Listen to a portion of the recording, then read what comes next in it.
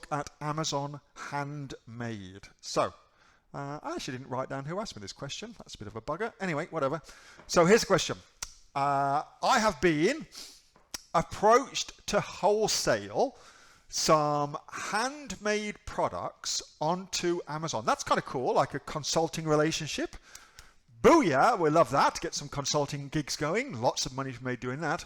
What is the best way to do that? All right, so this is actually something that I've recently just done myself, not for one of my products, but for one of my lovely, lovely wife's products, and also my daughter, funnily enough, who I got selling stuff online too, because that's kind of cool to get them to learn that sort of stuff. Anyway, so here's the dealio.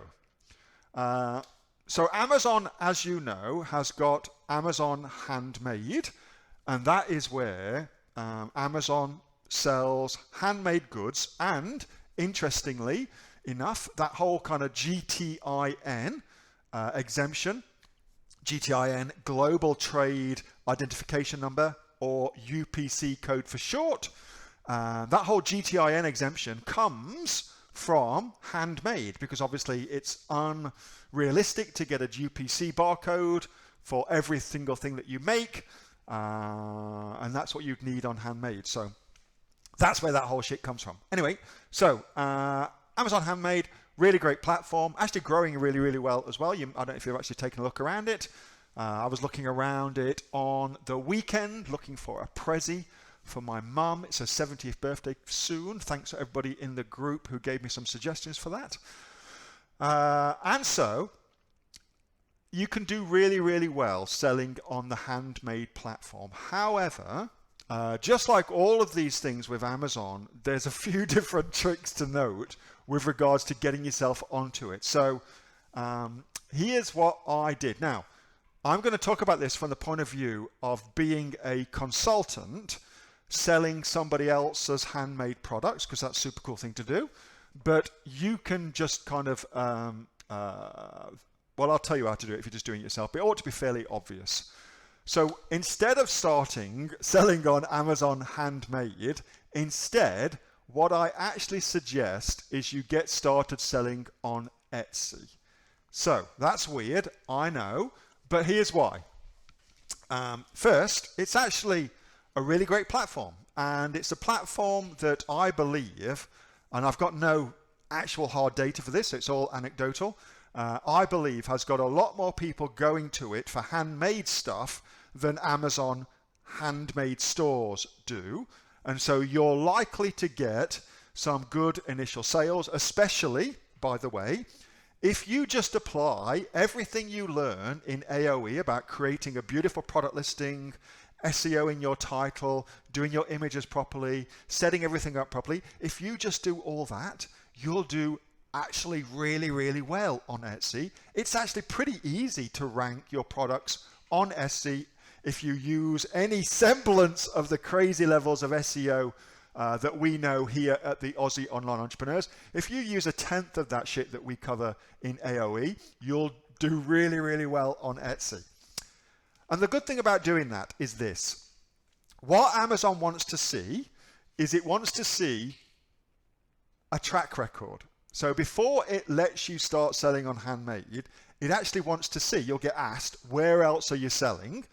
And if you can say, oh, I also sell on Etsy, here's my listing on Etsy, then it helps you get approved to sell in Handmade. So that's a really important thing. And not just that, you'll actually make some sales as well. And that's cool because you'll make some money. So when you're setting up as a wholesaler, of course, so here we're looking at Lillian-Nash Jewelry, which is the company, the lady, should I say, who I've just got my mum's necklace from for her 70th.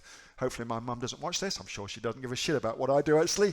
So I just got my mum's 70th birthday present from that company. It's in the UK, which is why I got them. And so Lillian-Nash. But it could just be whatever your own particular company name is. It could be that, or you're selling under and you are the wholesaler, quasi-distributor for Lillian-Nash Jewelry. So it could be Neil's Wholesale Jewelry, for instance. And that would be perfectly cool.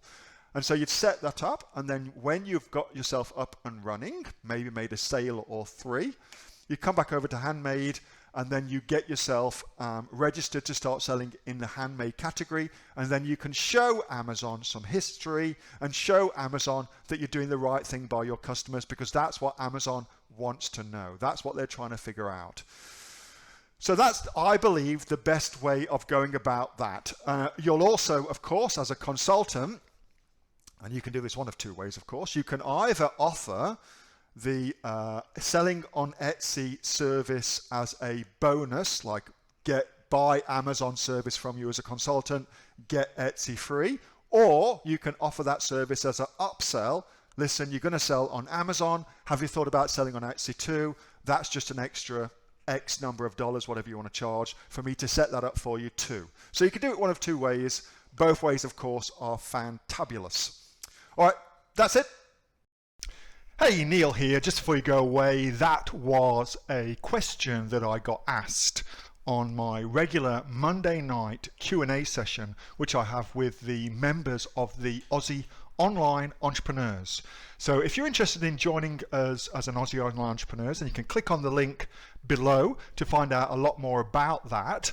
And also, as a special thank you for watching this video, I've got a great book that I want to give you for free. It's a current bestseller on Amazon, and it teaches you everything that you would need to know about starting a business here in Australia on Amazon. So you can see that just up there.